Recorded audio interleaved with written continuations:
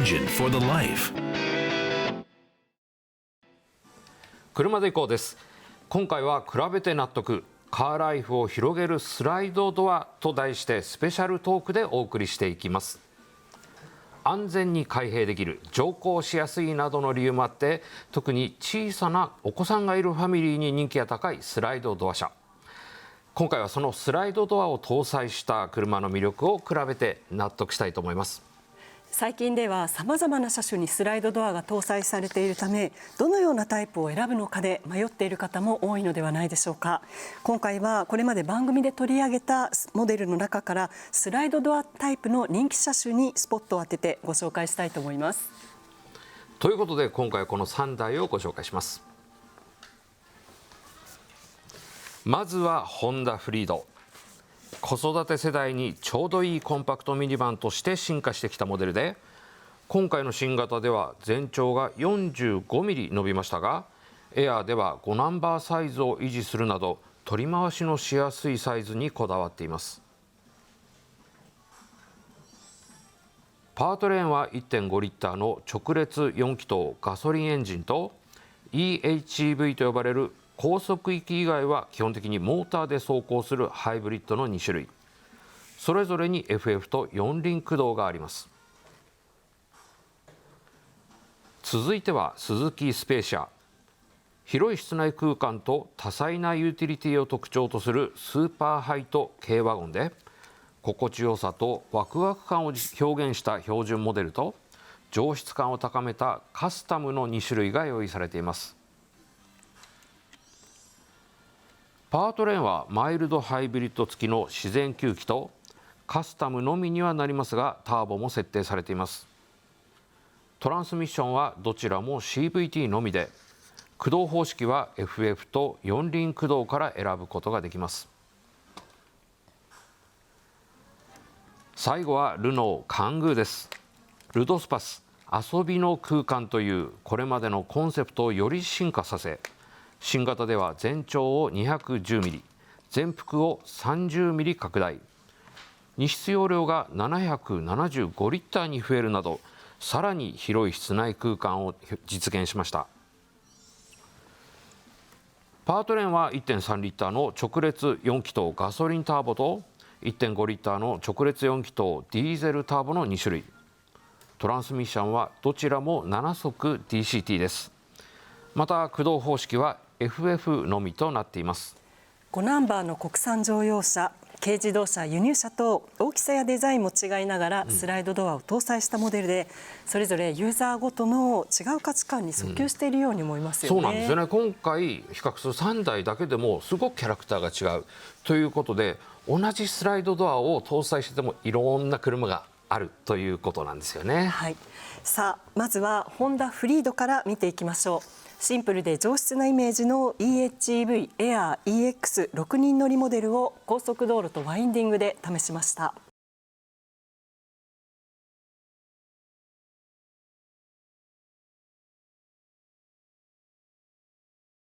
コンパクトミニバンをシンプルに磨き上げたホンダフリード。その完成度を岡崎五郎が検証します。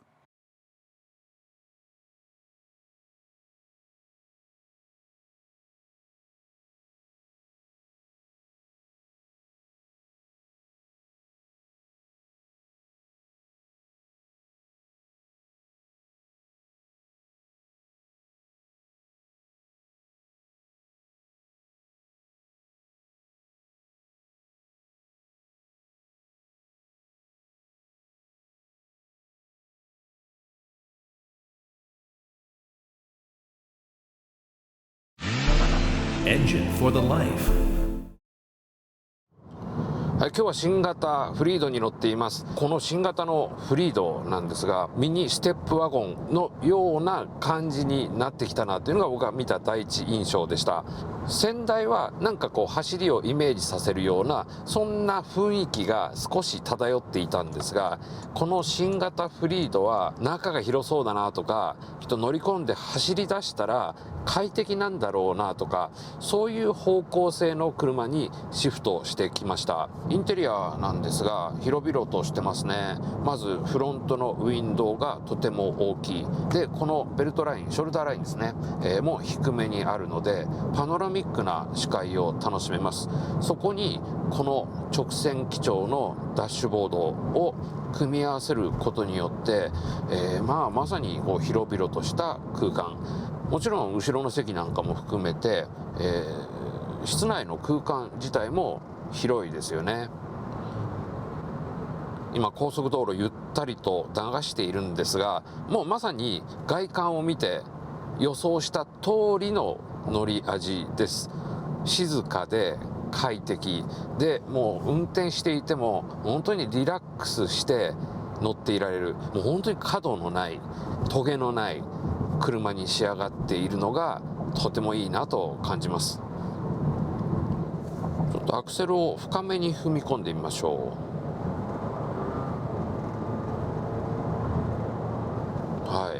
いやー、これね、思ったよりもエンジンの音が遠くから聞こえてきますね。もともとエンジン自体が滑らかなんですが、そこに加えてこの室内に入ってくるエンジン投下音、この音のレベルがすごく低いので、1クラス2クラス上のクラスの車に乗っているような感覚すらあります。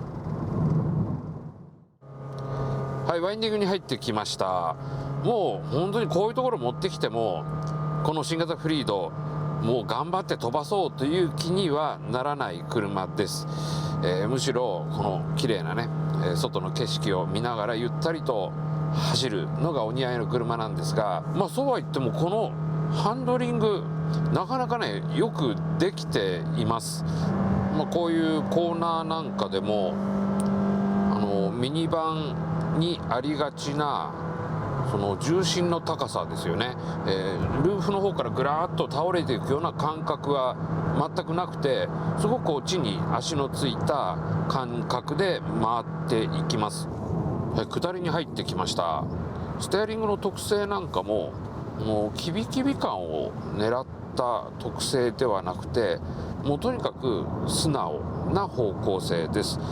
もう特にリアがフロントに対してもうピュッピュッピュッっていうように俊敏についてくるんじゃなくて、とにかくゆったりゆったりとした動きなんですね。でこれがやはり運転のしやすさ、乗っている人たちの快適性、酔いにくさなんかにもつながってます。フリードってね、今 VTR で自分のしゃべりを聞いてみて、そういえばそういう車だったよなって思い出したんだけど、要するにこの車あんまりこの押し付けがましくないっていうのかな、特徴がないっていうのかな、トゲがないっていうか、やっぱりそういうことを徹底してやってるのが僕はこの車の一番のいいところだと思うんだよね。特に今回エアーは、なんかステップワゴンの兄弟を思わせるモダンなデザインに変わってますし、しかも5ナンバーで3列シートとかだと、すごいその普段の街乗りとレジャーと両方思いっきり楽しめるっていうのいいですよね。そうだからとにかくなんかもうね、スポーティーじゃなくてもいいし速くなくてもいいと、僕乗っていて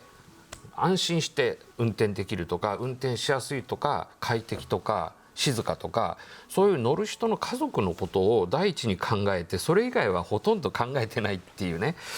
これはね、もう僕は久々になんか本当にいいファミリーカー出てきたなって感じたんだよね。あとホンダといえばセンタータンクレイアウトなので、この後席周りがすごく足元も床が低くてアレンジしやすい感じもありますし、あと3列目のシート、これ壁面に跳ね上げるタイプなんですけど、その死角を減らすために従来より低い位置に畳み上げることができるようになってたり、結構地味に嬉しい改良をしてるんですよね。そうだね、やっぱこの辺のその車体の効率、レイアウトを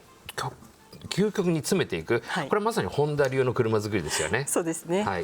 この後は2024年3月にご紹介したスズキスペーシアの試乗です。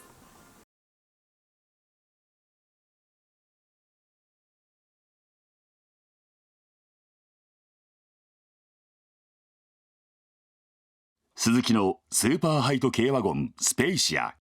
今回はスペーシアカスタムのハイブリッド XS ターボに岡崎五郎が試乗します。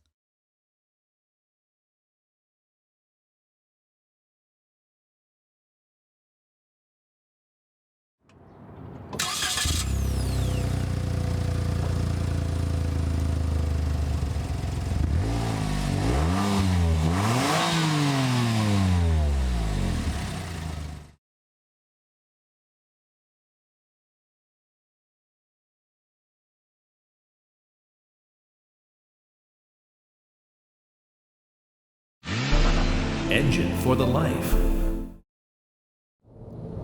はい、今日は新型スペーシアに試乗しています。今乗っているのがカスタムのハイブリッド XS ターボというグレードになります。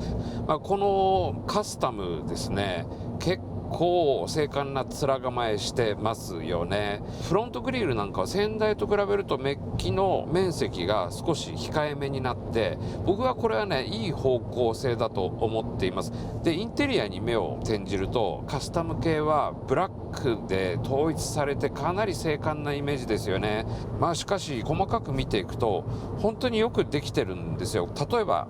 ハザードランプが一番見えやすい位置にちゃんとありますよね。でその上にはビューといって周囲を見る確認するためのカメラを起動するボタンがあります。このぐらいのちゃんとしたスイッチをしかるべき位置に置くというのがドライバーと車のインターフェースとしては僕は正しい方向性だと思いますね。さあ料金所からのフル加速です。特に驚くほど速いってわけではないんですが、ああいうようなシーンでもアクセルを床まで踏み込んでやれば周りの車に置いてかれるようなことはない。もう言い方変えるとちゃんと流れに乗って、走ることができますよね。背が高い車となると高速直進安定性どうなんだろうみたいなことが頭に浮かんでくるわけなんですが、今日は風がほとんどない日なので、横風への安定性というのはちょっとチェックできないんですが、もう少なくとも不安に思うようなケースはないですね。さあ一般道に入ってきました。いつもの結構急な上り坂なんですが、アクセルペダルに足を乗っけているぐらいで楽々と登っていってくれます。はい、荒れた路面に入ってきました。こういう荒れた路面に入ってくるとちょっとゴツゴツ感が目立ちますね。これが新型スペーシアが持っている弱点の一つですかね。さあこの先ワインディングに入ってくるんで、パワーモード、ステアリングのところにスイッチがありますね。パワーモードを選択しました。パワーモードを選択すると、この CVT のセッティングが変わってすごく高い回転数を維持するようになります。コーナーなんかもそうですね、結構しっかりしてますね。思ったよりも粘り感がありますし、頭がグラグラするような感覚もないですね。でこのステアリングの特性自体がそこまでキビキビ感を狙ってないのがいいんだと思います。そのあたりはしっかりとこのスーパーハイト系なんだよっていうことを意識してスローなステアリング特性あえて与えてるあたりは、とても見識の高さ感じますね。軽自動車の世界ではこのね背の高いスーパーハイト系が今や一番売れているジャンルになったんだけれども、その中でスペーシアどうですか？はい、やっぱ鈴木って車を軽く作るのも得意ですし、あとハイブリッドでターボじゃないですか。でこの乗った車は WLTC モードで 21.9 キロも走るんですよ。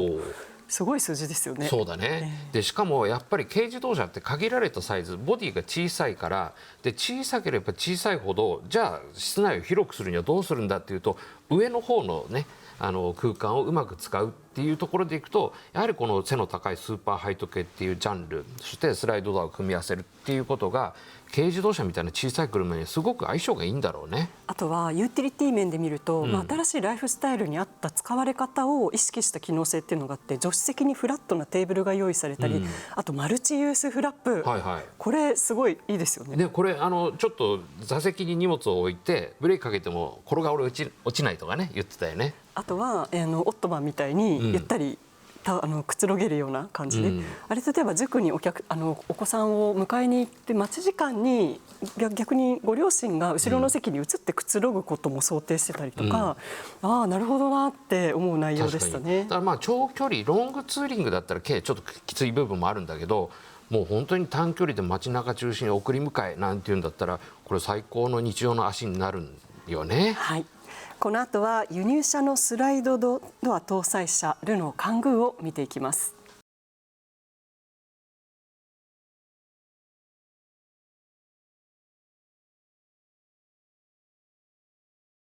コンセプトを継承しながらメカもルックスも大幅に進化した遊びの空間ルノーカングー。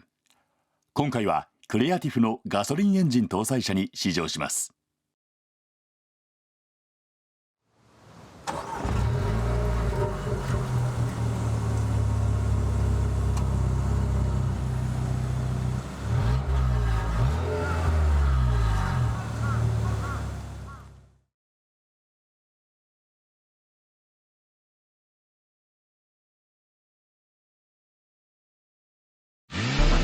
Engine for the life.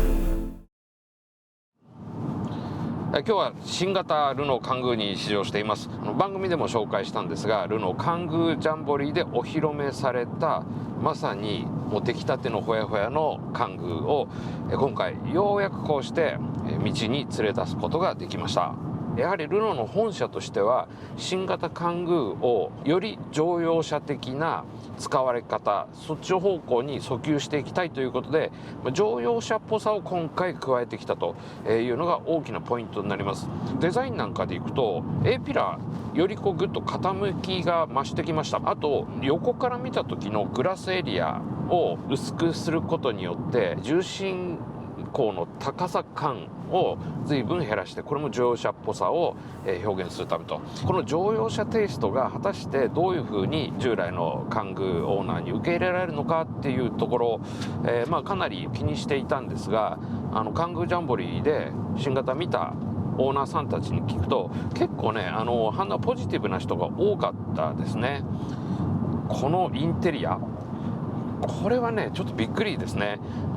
ダッシュボード周りの素材感であるとか、それからこのスイッチ系の操作感とか、もうそういうところが相当質感高めてきました。一方でシートが結構ね、今回シートの感覚変わりましたね。どちらかというとフランス車としては結構固めです。座った感覚はドイツ車っぽい、ドイツ車のシートカチッとした感じですね。おそらくゆったりしたサイズとかカチッとした座り心地とか、そういうものも含めて長距離走行時の体への負担は間違いなくこう低く抑えてくれるはずですね。あと乗り味に関しては下ろしたての影響もあってか結構しっかりした乗り味です。全然こう硬くて嫌だなっていう感じはないんですけれども、ただもう姿勢としてはすごくフラットですし、もうゆったりとこうやって動くみたいな感じではなくてピタッと収まっている感、それが強いですね。ちょっと加速をしてみましょう。はい、これだけ加速してくれればもうこの車のキャラクター考えれば十分ですね。それから路面からのタイヤノイズ、風音、エンジンの音等々含めて、静粛性にはかなり気を使ってますね。で今ちょっとちょっとしたワインディングに入ってきたんですが、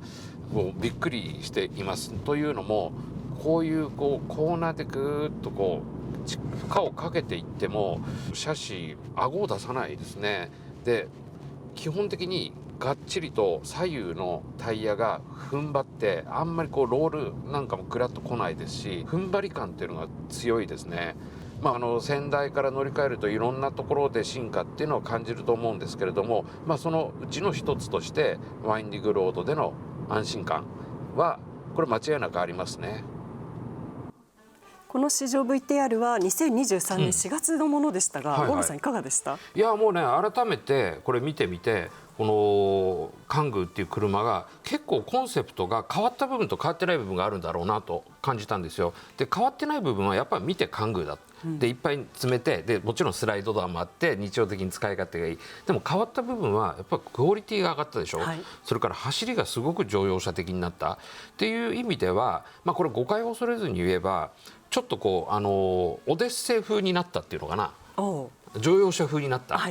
そのカングー新型っていうのはそういうキャラだと思いますね。あとガソリン車とディーゼル車の選択肢を与えてくれたっていうのもありましたし、あと何より運転支援機能が豊富に用意されたのが大きなニュースでしたよね。なのでそういったところを考えるとクラスが一つ上がった感じっていうのもちゃんとあるし、あとはやっぱりノージャポンとしてはそうは言ってもカングー日本で大好きな人がいっぱいいるから、従来のカングーらしさを残そうっていうので観音開きのドアとか、それから黒いバンパーとかね、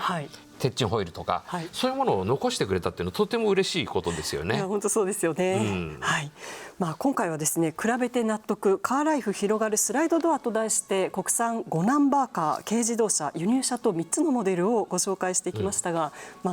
いろいろありましたね。いや本当同じスライドドアといっても本当にいろんなものがあるんで、まだまだ他にもねいろんなスライドドアあるんで、これはねなかなかスライドドアも選びがいがあるなと思いますね。本当そう思いました。Engine for the life.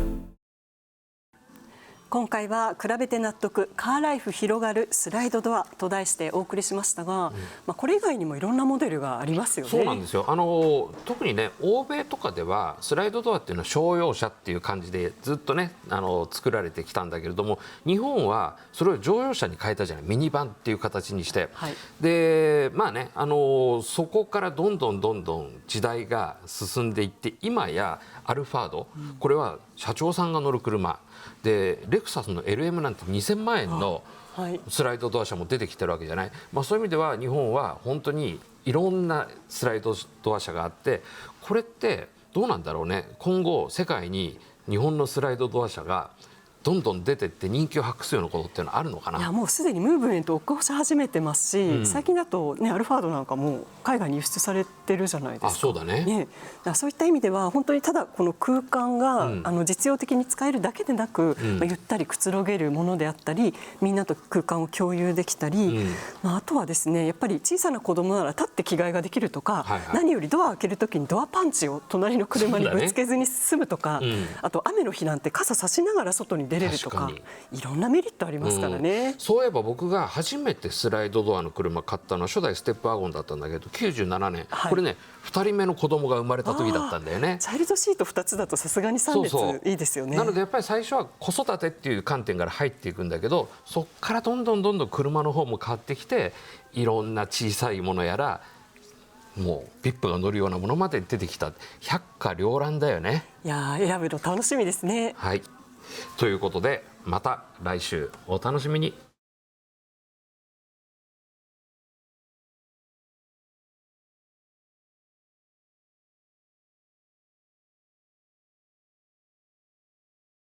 旬のニューモデルをモータージャーナリストの岡崎五郎と藤島智子が徹底紹介する車総合情報番組、それが車で行こうです。 TVK では毎週日曜夜10時、再放送は毎週土曜朝11時で好評放送中です。また番組のホームページからは過去の見逃し配信や放送内容が簡単に検索できます。皆さんのより良い車ライフにぜひお役立てください。Engine for the Life